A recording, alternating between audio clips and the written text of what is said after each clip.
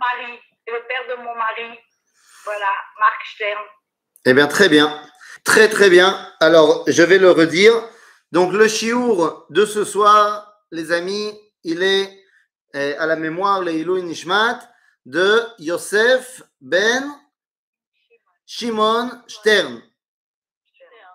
Yofi. Donc, le cours, il est le Ilui Nishmato. Erev Tov, les Koulam. Bonsoir à toutes et à tous. Et ce soir, un cours un petit peu particulier. Nous n'allons pas parler ce soir de Perek Helek, des Agadot de Perek Helek. Nous dérogeons à notre habitude pour parler d'un sujet qui est évidemment un sujet du moment et un sujet d'optimisme en ces temps un petit peu troublés. Et ça ne peut pas faire de mal d'avoir un petit peu d'optimisme en ce moment. Ça ne fait jamais de mal d'avoir de l'optimisme, mais particulièrement en ce moment. Et donc, aujourd'hui, on va parler d'un sujet fondamental puisque nous rentrons dans le mois de Nissan. Et donc, j'ai appelé le cours, alors j'ai changé un tout petit peu par rapport au titre que je t'avais donné, Elie. Je l'ai appelé Rosh Chodesh Nissan, les arbres et Rabbi Yoshua. Bon, on va rester dans le même esprit, mais vous allez voir de quoi on va parler. Bichlal, Rosh Chodesh Nissan. Eh bien, vous savez quoi? Je voudrais commencer directement avec cette fête mal aimée. Avec cette fête, alors on ne va pas dire mal aimée, mais cette fête pas assez aimée. Je parle de la fête de Rosh Chodesh. Oui, Rosh Chodesh est une fête du calendrier juif. D'ailleurs, c'est assez paradoxal que c'est la fête la moins, on va dire, marquée, alors que c'est la fête qui revient le plus souvent. Rosh Chodesh, c'est quand même une fête qu'on va fêter 12 fois par an, voire même 13 certaines années, comme cette année aujourd'hui. Donc c'est vraiment une fête qui devrait mériter beaucoup plus qu'on lui donne d'intérêt dans la vie religieuse. Pourquoi je dis ça? Pourquoi est-ce que cette fête de Rosh Chodesh est si particulière? Eh bien, tout simplement parce que la grande question du judaïsme est de savoir est-ce que ce qui détermine mon regard sur la vie, c'est la notion de shana, de shanim, d'année, ou bien la dimension de chodesh, chodashim, de mois. Alors évidemment, quand on parle en français, année, mois, ça ne change rien. Mais quand on y regarde d'un peu plus près en hébreu, eh bien la dimension de shana et de chodesh sont, j'allais dire, pratiquement opposées. Nous dit la Torah, Achodesh hazeh lachem rosh chodashim, rishon hu lachem lechodshe hashana. C'est-à-dire que la dimension de chodesh et de shana sont mises ensemble. Évidemment, quand on parle de rosh chodashim, rishon hu lachem, on parle du mois de Nissan. C'est donc pour ça qu'on en parle ce soir, évidemment, particulièrement. C'est-à-dire que le rosh chodesh par excellence, c'est bel et bien rosh chodesh Nissan. Alors, il y a cette dimension de Rishon ou Lachem, le Chodesh Hashana. Quelle est la différence entre Chodesh et Shana? Eh bien, Shana vient du terme les Shanot. Alors, pas les Shanot dans le sens changer, et là, Lishnot, c'est-à-dire répéter. Mishneh Torah. Le livre de Devarim est appelé Mishneh Torah parce qu'il répète, il revient sur ce qui a été dit dans les 4 autres livres. Leshanot, Mishnah, c'est une étude de la Mishnah ou du Bichlal, chaque étude, on doit revenir dessus, revenir dessus, revenir dessus. Donc Shana, c'est la notion de ça se répète. Par rapport à Chodesh, qui est la dimension de Chidush, de renouveau, Itratchut. Et la question est de savoir, est-ce que la vision générale du judaïsme, c'est que les choses ne changent pas, ou alors c'est que les choses évoluent? Eh bien en fait, cette question-là, de savoir est-ce que la vision juive, c'est est-ce que ça bouge ou est-ce que ça ne bouge pas? Eh bien, cette question-là, les amis, comment vous dire, c'était le grand débat entre les nations du monde et le peuple d'Israël. Est-ce qu'on a une vision, j'allais dire un petit peu pessimiste, de l'histoire qui se répète jusqu'à son extinction? Parce que oui, vous savez, à l'époque, avant qu'on ait tout le numérique, vous vous rappelez certainement qu'on avait ces machines incroyables qui s'appelaient les magnétoscopes. Je ne sais pas si vous vous rappelez de cette machine, le magnétoscope, la cassette VHS. Et vous vous rappelez qu'on pouvait enregistrer, c'était le summum de la technologie. Et puis on pouvait même faire des copies. Alors pour ça, il fallait que tu aies un magnétoscope. Non. Non. Il fallait que tu aies un magnétoscope à deux entrées et tu pouvais copier. Mais la question est la suivante. Quand tu fais une copie, d'une copie, d'une copie, d'une copie, d'une copie, à un moment donné, ça se détruit, ça se détériore, la qualité n'est plus là. Donc si on parle de Shana, dans le sens où on se répète, eh bien il semblerait que le monde va vers son extinction à force d'être répété.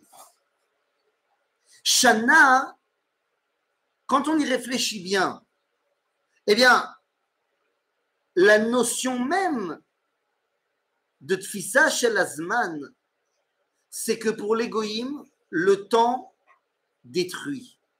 Comme disait le philosophe Paul Valéry, les civilisations se savent mortelles. Par opposition, eh bien, il y a la vision juive du temps, qui est une vision basée sur le Chodesh, sur la dimension de Shinouï. Non, les mois ne se ressemblent pas. Ils se succèdent, mais ne se ressemblent pas. Il y a une dimension fondamentale de Itrachut. Pourtant, les deux dimensions sont présentes. Quand on va parler de la paracha, du korban de Rosh Chodesh, du sacrifice qu'on amènera à Rosh Chodesh dans le livre de Bamidbar, dans la paracha de Pinchas, eh bien on nous dira Zot olat Chodesh bechodsho lechodshe Hashana. Donc on parle et de Chodesh et de Shana. Le Rav Kook, le Rav Avraham Yitzhak HaKohen Kook, dans son commentaire du Sidour Olat Reia, eh bien, va nous expliquer quelle est la vision juive. Shana ou Chodesh? Est-ce que le monde est censé ne pas évoluer ou est-ce que le monde doit évoluer? Eh bien, nous dit le Rav Kook, il y a une différence entre où se passe la question. Est-ce qu'il s'agit d'en dessous du soleil? Est-ce qu'il s'agit de au-dessus du soleil? Ou est-ce qu'il s'agit de au-dessus du au-dessus? De quoi on parle? Nous dit Shlomo HaMelech, dans le livre de Mishlei, En Chadash Tachat Hashemesh, qu'on connaît bien en français, il n'y a rien de nouveau sous le soleil. Bon, ben, il faudra se rappeler quand même que cette phrase, qui est un slogan en français, vient quand même du livre de Mishlei, du Tanakh. En Chadash Tachat Hashemesh. Donc, ce qui se passe en dessous du soleil, c'est Shana, c'est lo Chadash. Par contre, ce qui se passe, mais à la Shemesh, c'est une dimension de chidouche perpétuel. Si vous voulez, il y a la dimension dans ce monde et il y a la dimension au-delà de ce monde, j'allais dire dans les mondes supérieurs. Et puis il y a Me'al Lezé. C'est quoi Me'al Lezé? Nous dit le Rav Kook, Me'al Lezé, c'est le lien entre ce monde et les mondes supérieurs, où il y a et la dimension de Kviyut, de Shana, et la dimension de Hitrachut. Pour que le chidouche s'appelle un chidouche, il faut qu'il y ait une dimension de stagnation pour que le chidouche amène quelque chose. Nous ne sommes pas là pour dire que le mois qui vient de s'écouler est complètement acheté à la poubelle. Nous sommes là pour dire qu'il y a eu quelque chose et on rajoute quelque chose de neuf. Et pareil le mois suivant et le mois suivant et le mois suivant. Rosh Chodesh, c'est comprendre qu'à chaque mois, il y a un nouveau dévoilement du divin, une nouvelle façon de s'attacher à Dieu. D'ailleurs, je ne sais pas si vous avez remarqué, mais il y a 12 mois dans le judaïsme. Alors vous allez me dire, des fois il y a 13 mois, Nahon. Mais de manière générale, il y a 12 mois. Ces 12 mois sont directement liés, d'après le Tikkun Zohar, aux 12 combinaisons possibles du tétragramme, du nom de Dieu. Yud-Ke, Vav-Ke, les 4 lettres du tétragramme, eh bien on peut les combiner en 12 combinaisons possibles. Et le Tikkun Zohar va se servir d'un verset que nous connaissons bien, un verset qui nous dit Ki beya Hashem tzur olamim. C'est dans les Zmirot de Shabbat, on le connaît bien, le verset de Ishayahu, au chapitre 26. Eh bien, Ki beya Hashem tzur olamim. Semble-t-il que pour pouvoir appréhender le monde, il faut utiliser le nom de Dieu. Et donc, chaque mois a son nom de Dieu à lui. Chaque mois a sa chose, sa caractéristique pour dévoiler le divin. Nous sommes à la bord de Rosh Chodesh Nissan, les amis. Eh bien oui, le Chodesh Nissan, c'est le tétragramme dans le bon sens. Les Mekoubalim, dans le Tikkun Zohar, ont fait correspondre un verset du Tanakh à chacune de ces combinaisons. Pour le mois de Nissan, eh bien, le verset est le verset de Tehilim, qui nous dit « Yismechu hashamayim vetagel haaretz » Yiram ayam umelo, Yismechu hashamayim vetagel haaretz, Yud, ensuite Hey, ensuite Vav, et ensuite Hey. Mais qu'est-ce que ça veut dire? Eh bien, ça veut dire que le mois de Nissan, qu'est-ce qu'il représente, les amis? Chodesh Nissan, c'est Chodesh HaSimcha. Yismechu hashamayim vetagel haaretz. La simcha n'est pas que dans les cieux, mais elle est également sur terre. Je veux bien prier que le mois de Nissan qui va s'ouvrir sera un mois de simcha où on n'aura pas à déplorer les attentats qu'on a déplorés à la fin du mois de Iyar. Yismechu hashamayim vetagel, à la fin du mois de Hadar, Yismechu hashamayim vetagel haaretz. Cette dimension de simcha, c'est bechidush haolam. Mais attendez, le monde a été créé en Nissan ou il a été créé en Tishrei? Moi, je me rappelle que c'est le premier Tishrei que j'ai fêté Rosh Hashanah. Eh bien, vous savez, c'est une marloquette énorme entre Rabbi Eliezer et Rabbi Yehoshua. Pour Rabbi Eliezer, Betishrei Nivra Haolam. C'est la Braïta dans le traité de Rosh Hashanah, à la page 11, qui nous raconte cela. Pour Rabbi Eliezer, Ben Tishrei Nivra Haolam. Alors que pour Rabbi Yehoshua, Ben Nissan Nivra Haolam. Attendez, qui a raison? Le monde, il a été créé quand? En Tishrei ou en Nissan? C'est Bémet chez l'Agdola. Qui a raison? Eh bien, en fait, c'est très simple. Rabbi Yeshayahu Halevi Horovitz, Baal Hashla, celui qui a écrit le commentaire de Shnei Luchot Abrit, eh bien, nous explique la chose suivante. Baal Hashla nous dit, en Tishrei, le monde, eh bien, a été mis en place, mais en Nissan, il y a eu le chidouche du monde. Qu'est-ce que cela veut dire? Eh bien, Tosfot nous avait déjà expliqué cela. Tosfot nous avait dit dans cette même Gemara, en Tishrei, Dieu a fait tomber le monde enceinte, si on peut dire comme ça, et en Nissan, le monde a accouché dans la réalité. En d'autres termes, le mois de Nissan, c'est non seulement la nouvelle année, mais j'allais dire, c'est Bichlal, la nouveauté par excellence. Et le chidouche par excellence, eh bien, il est optimiste. Il est optimiste, pourquoi? Eh bien, parce que tout est ouvert. Tout est open. Quand tu ouvres quelque chose, tous les espoirs sont permis. Nachon, ça peut rater. C'est vrai. Mais c'est à toi d'agir pour que ça ne rate pas. Et donc, ça veut dire que le mois qui s'ouvre est plein de toutes les promesses. Le mois de Nissan, Bichlal Rosh Chodesh, eh bien, est directement lié également à la terre d'Israël. Pourquoi il est directement lié à la terre d'Israël? Rappelez-vous du premier Rashi de la Torah. Le premier Rashi de la Torah nous dit Amar Rabbi Yitzhak, c'est Rashi qui parle, et il parle au nom de son père. Rabbi Yitzhak, c'est le père de Rashi. Et il dit, mon père a dit, la Torah n'aurait pas dû commencer par Bereshit, mais elle aurait dû commencer par ce mois de Nissan sera le premier mois.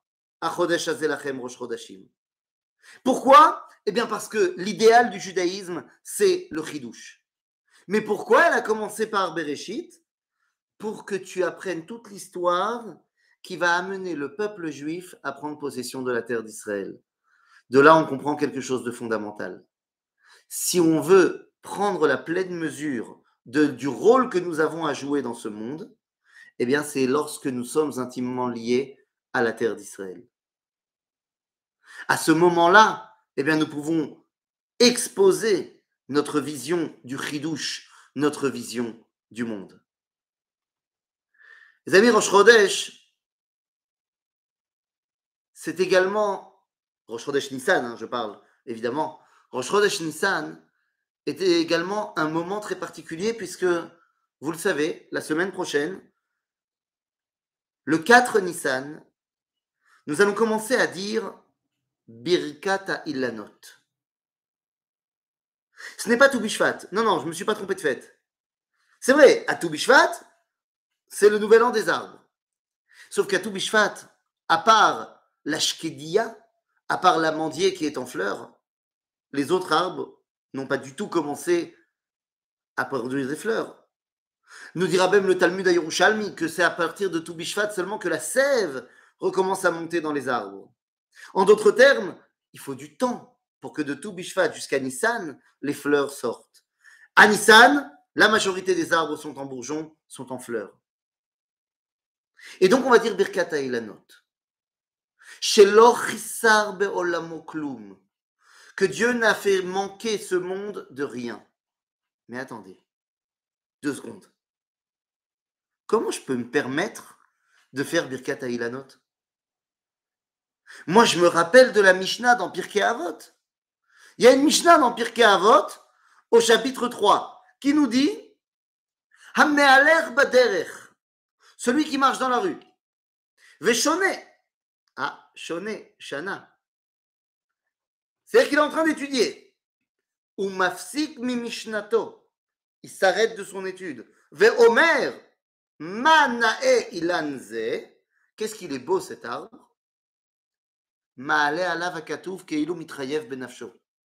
C'est comme s'il était passible de mort. Mais ça va, qu'est-ce qu'il a fait de mal? Calme-toi, passible de mort. Sachakol, il a dit Manae ilanze. Qu'est-ce qu'il est beau cet arbre? En quoi est-ce quelque chose de si grave? Si tu veux pouvoir dire Birkat HaIlanot, il faut que tu aies vu les fleurs sur l'arbre. Si tu n'as pas vu les fleurs, tu n'as pas le droit de faire Birkat HaIlanot. C'est-à-dire que si moi, je suis chez moi et j'ai un copain qui a vu les fleurs, il m'appelle, il me dit j'ai vu l'arbre en fleurs, je ne peux pas faire Birkat HaIlanot. Alors aujourd'hui se pose la question, est-ce que je peux le faire en Zoom? Il y a quelqu'un qui me fait un Zoom devant les fleurs, les arbres en fleurs, est-ce que j'ai le droit de faire Birkat HaIlanot? C'est-à-dire, venez, on ne rentre pas dans ce débat qui est en train de faire se hérisser les cheveux sur la tête de plusieurs rabbanim. Est-ce que la qualité de la caméra du téléphone est suffisante pour bien profiter de la fleur et de pouvoir dire j'ai vu la fleur? On tente à aller vers le oui. On tente à aller vers le oui, mais bon, ça reste quand même une marloquette, sinon ce serait pas drôle. Quoi qu'il en soit, j'ai été voir les arbres en fleurs pour dire Birkat HaIlanot. Et pourtant la Mishnah m'a dit mais si tu dis quel bel arbre, tu es passible de mort. Mais qu'est-ce que ça veut dire? La Mishnah est très claire. La Mishnah m'a dit que j'étais me'aler baderech veshone, c'est-à-dire que je marche dans ce monde et je suis en train d'étudier. Et si pour pouvoir m'extasier devant la nature, je dois arrêter mon étude, alors ça veut dire que toute ma Torah est bancale. Si pour toi, regarder les bienfaits d'Akadosh Baruch Hu, ça s'appelle s'arrêter de son étude. En d'autres termes, Si pour toi la Kedusha, elle est dans le bouquin, elle est dans la yeshiva, mais elle n'est pas dans le monde dehors, alors tu n'as rien compris à la Kedusha. Ah, évidemment, si la Kedusha, elle est que dehors et tu n'as jamais mis le nez dans un livre, il y a un autre problème également. Mais la Mishnah nous dit, si pour toi, aller regarder un arbre et dire qu'il est beau, ça s'appelle mafsik mi mishnato, il s'arrête dans son étude, c'est qu'effectivement, il y a un énorme problème dans ton lien avec la Torah de manière générale. Alors comment faire? Comment trouver, eh bien, la juste mesure? La juste mesure, elle est donnée par la Torah d'Eretz Israël. Qu'est-ce que cela veut dire? Eh bien oui. Lorsque le prophète Yecheskel veut nous parler de la Géoula, veut nous parler de l'idéal du retour en Israël, il dira au chapitre 28, Ubanu batim venat'u keramim. Ubanu batim venat'u keramim. Un jour, le Rav Herzog, grand rabbin d'Israël, est venu à la cérémonie de Yom HaAtzmaut à Merkaz Harav. Et il a fait l'éloge de l'État d'Israël, ce que tu veux, et puis il a dit, mais quand même, il manque encore d'autres yeshivot à côté de Merkaz Harav pour qu'on puisse véritablement appeler ça la Géoula. Et le Rav Tzvi Yehuda Kook, qui était son ami, s'est levé et a dit, Rabbeinu, Becheskel, il est marqué Ubanu batim venatu keramim, qu'ils feront des maisons et ils planteront des vignes. Il n'y a pas marqué ils feront des yeshivot. C'est-à-dire que si tu arrives en voyant les fleurs de ton arbre à comprendre que le monde est en chidouche et que c'est Akadosh Baruch Hu qui est en train de se dévoiler par là, alors tu as tout compris. Alors ta Torah, elle ne peut que te faire évoluer dans le bon sens. C'est exactement de cela dont on parle depuis le début de l'histoire. Vous comprenez que si le monde a été créé en Nissan, Rabotai, c'est Peleploim ce qu'on est en train de dire là maintenant. Si le monde a été créé en Nissan, alors ça veut dire que le 3e jour de la création, Dieu a créé les arbres. Et ça veut donc dire que le lendemain, le 4 Nissan, on peut dire Birkat Ilanot.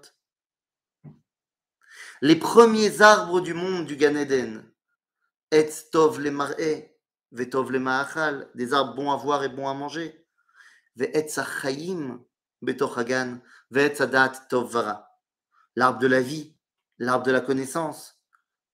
Tous ces moyens de se rattacher à Akadosh Baruch Hu. Mazé Etz. Que veut dire le mot Etz en hébreu? Etz, ça vient du mot Etza, un conseil, un moyen de comprendre les choses. C'est tout ça qu'on fait lorsqu'on s'émerveille devant un arbre. C'est tout ça qu'on fait. Donc en aucun cas, on arrête notre étude quand on dit qu'il est beau cet arbre. Au contraire, c'est notre étude. Eh bien, tout ça, ça se passe à Rosh Chodesh Nissan. Au Rosh Chodesh Nissan, il s'est passé autre chose.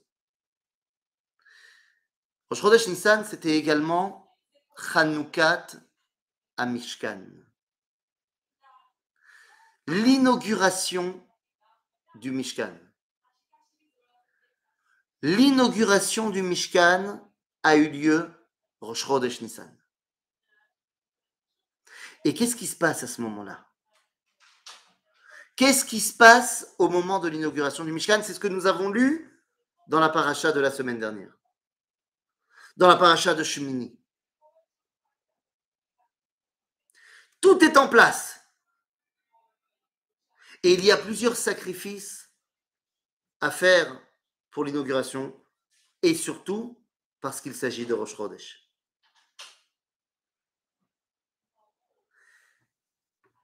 Il y a les korbanot à Milouim, c'est les korbanot de l'inauguration, et il y a korban chatat shel Rosh Chodesh. Normalement, Aaron et ses enfants doivent tout manger. Seulement, il arrive un drame durant l'inauguration du Mishkan, où Nadav et Avihu, les enfants de Aaron, voyant que la Shrina ne descend pas, vont faire un acte pour la faire descendre. Ils vont apporter un feu qui n'avait pas été demandé. Leur excès de zèle leur coûte la vie. Et à ce moment-là, Aaron et ses deux enfants restants, Elazar et Itamar, rentrent dans une situation très conflictuelle. D'un côté, c'est l'inauguration du Mishkan, mais de l'autre côté, ils sont maintenant endeuillés. Et un stade de l'endeuillement qui est très fort, puisque c'est ce qu'on appelle onen, c'est avant même que leurs proches aient été enterrés. Ils n'ont donc, d'après la halakha, pas le droit de servir au Beth Amikdash ou au Mishkan.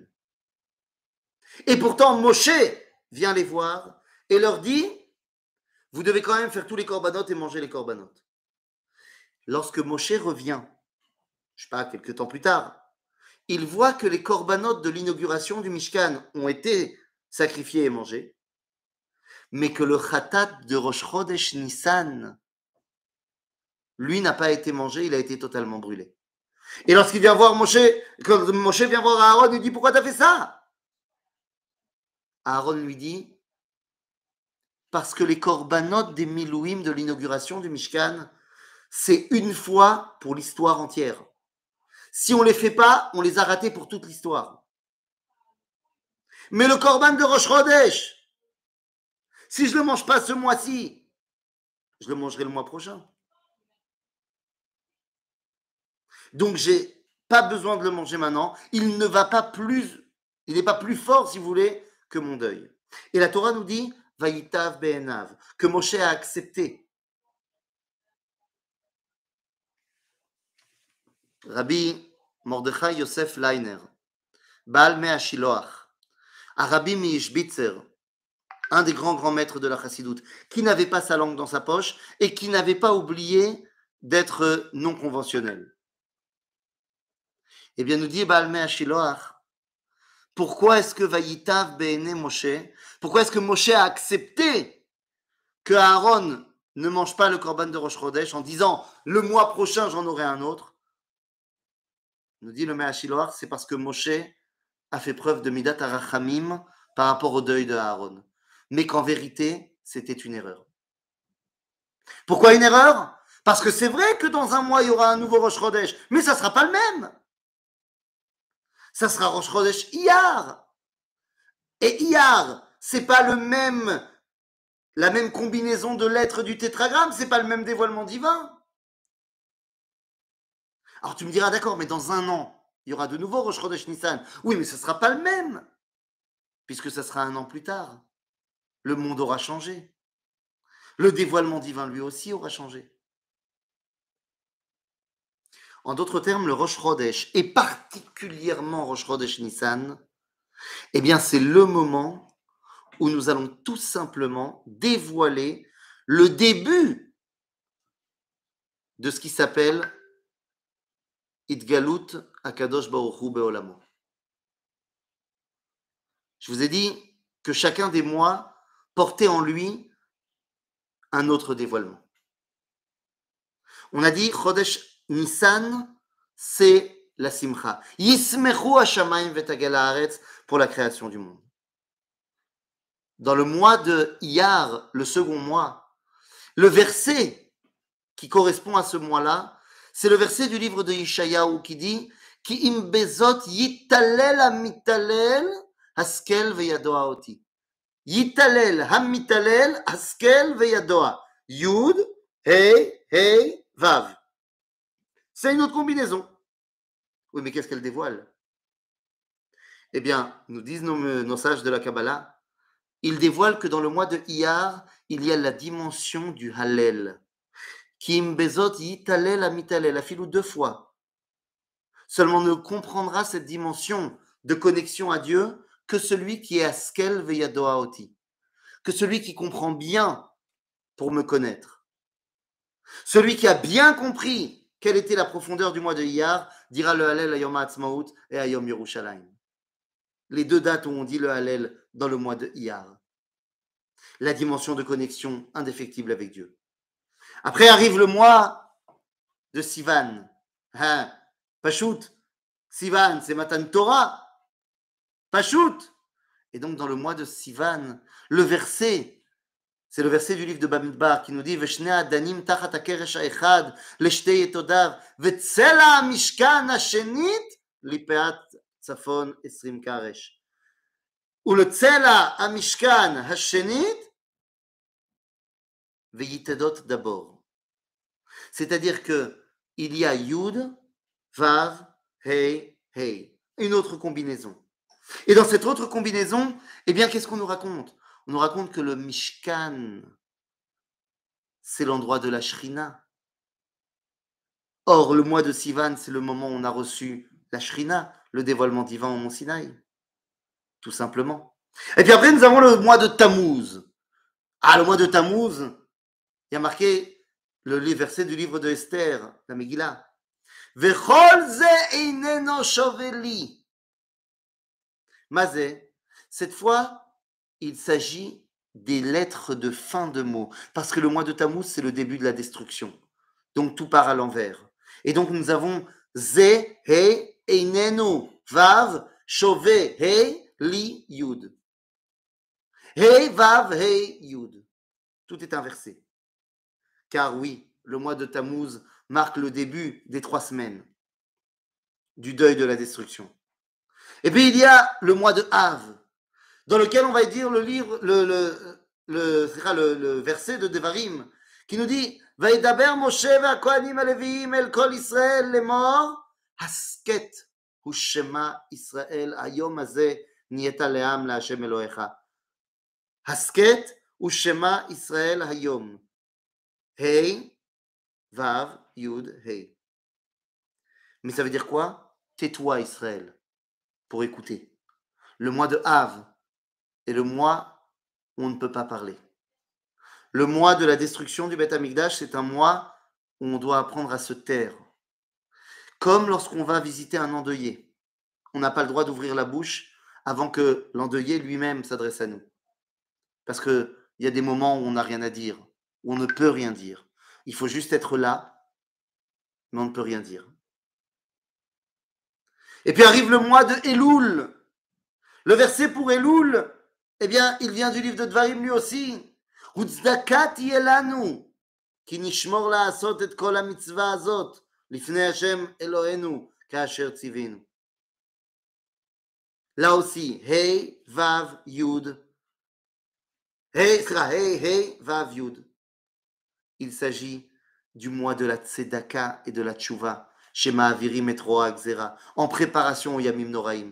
Le mois de Tishrei nous parle du verset de Bereshit, Ve'iru ota sare paro, va'elelu el paro, va'tukach ha'isha bet paro. C'est quoi ça? C'est le moment où les nations veulent essayer de se connecter à Sarah Imenu. Le mois de Tishrei, c'est le mois de Sukkot, où il y a une connexion des Umot HaOlam avec la Kedusha d'Israël. Et puis arrive le mois de Cheshvan, le mois qu'on appelle un petit peu le mois pauvre, il n'y a pas de fête en Cheshvan. Mais pour le mois de Cheshvan, ce sont les versets du livre de Dvarim qui nous disent Zavat chalav udvash hayom hazeh Hashem Elohecha metzavecha la'asot. Dvash udvash licha hayom hazeh Hashem. Vav, Hey, Hey, Yud. Et c'est quoi ce mois-là? C'est Zavat Chalav Udvash. C'est le mois qui va permettre la Parnassa, la Shefa. C'est d'ailleurs le mois où on commence à demander la pluie. C'est le mois où on va commencer à se rattacher à la Parnassa. Et puis arrive le mois de Kislev. Ah, Kislev, c'est le verset de Bereshit qui nous dit Vayar Yoshev Haaretz HaKen'ani El Havel Begoren Ha'atad Vayomru Havel Kaved Ze LeMitzrayim Al Ken Kara Shemo Havel Mitzrayim Asher Be'ever HaYarden. C'est l'enterrement de Yaakov Avinu. Dans le mois de Kislev, Hanouka, on a réussi à mettre en avant notre non-assimilation au grec. Le mois de Kislev est le mois de l'essence d'Israël.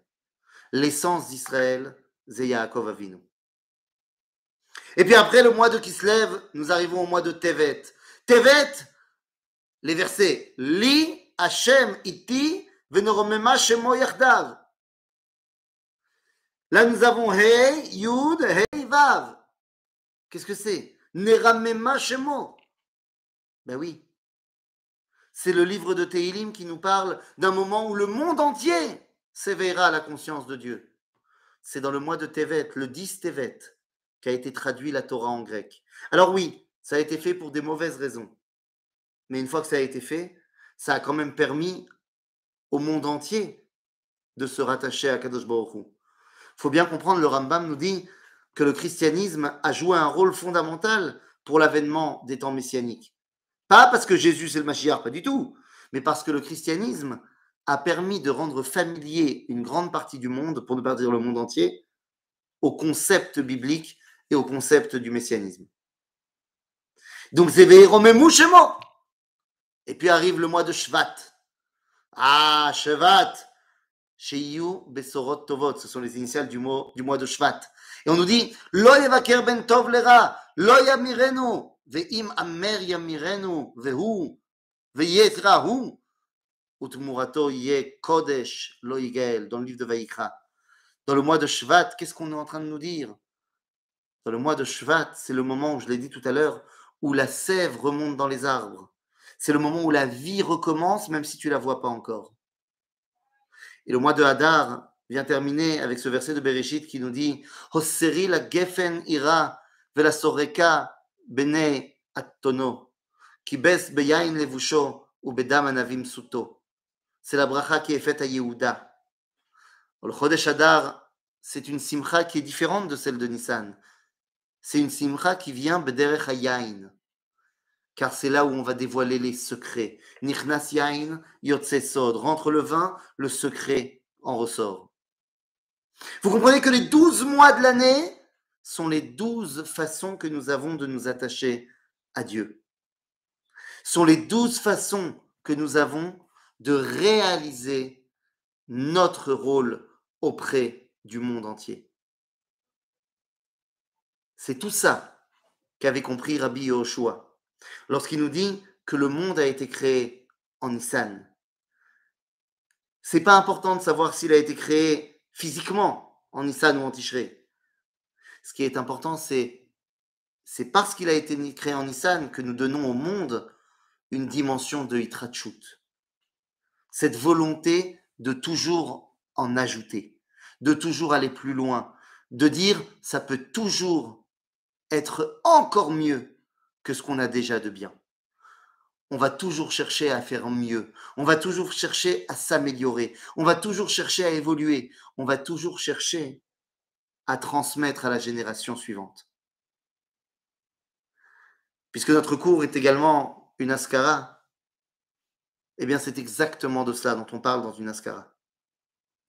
Comprendre que celui qui nous a quittés n'est pas parti et puis c'est fini. Bien au contraire. Il a laissé derrière lui un chidouche. Ses enfants, ses petits-enfants, c'est son plus grand chidouche. Le plus grand chidouche, je l'ai entendu de la bouche de mon maître, le Rav Uri Cherki, lorsque il a parlé à la Shiva de son propre fils, qui lui aussi avait été victime d'un attentat terroriste en 2015. À la Shiva, il nous avait dit cette dimension de Abanim Zahidouche. Il a dit un de mes Chidushim, mon fils, est parti. Et on aurait pu penser qu'il est parti sans laisser lui-même de Chidushim derrière. Jusqu'à ce que j'entende tous les Chanichim, il était madrich dans une école. Il dit jusqu'à ce que j'entende tous les Chanichim, tous ses élèves qui reprennent ses enseignements. Et comme nous le savons, d'après le Talmud, les élèves sont considérés un petit peu comme les enfants. Rabotai, c'est ça le chidouche qu'on a dans une askara. S'il y a une askara, c'est que par définition, quelqu'un se souvient. Qu'ils soient les enfants, les proches, ou qu'ils soient ceux qui ont été touchés par son enseignement. Ils continuent et font avancer encore plus ce que celui qui est parti nous a laissé. Le mois de Nissan qui arrive dans quelques jours marque le début de l'année, le début de la nouvelle année. Quelque part, Rosh Chodesh Nissan, on pourrait dire que c'est la Haskara du Rosh Chodesh Nissan de l'année dernière. Mais en vérité, il ne s'agit pas de dire l'année dernière est terminée. Il s'agit de dire l'année dernière, on va la continuer et on va l'améliorer. C'est ça, non seulement l'histoire de Rosh Chodesh, mais l'histoire de Rosh Chodesh Nissan.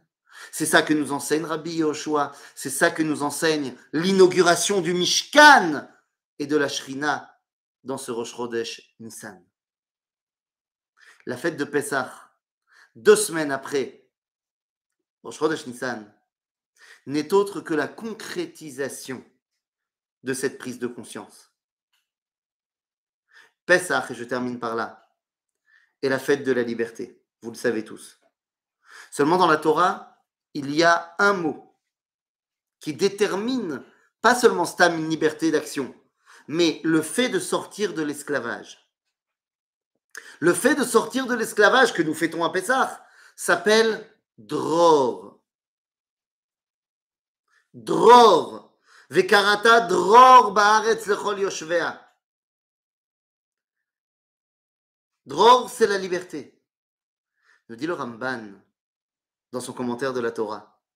Qu'est-ce que ça veut dire le mot dror? Eh bien, dror, ça veut dire dor olech vedor ba. Une génération s'en va et une génération arrive. C'est la continuité de la chaîne qui n'est jamais brisée. C'est ce moment absolument incroyable où on peut voir à une table de Seder, à une table du Seder, Rabotai, 2 personnes assises l'une à côté de l'autre. Et j'ai vu ça.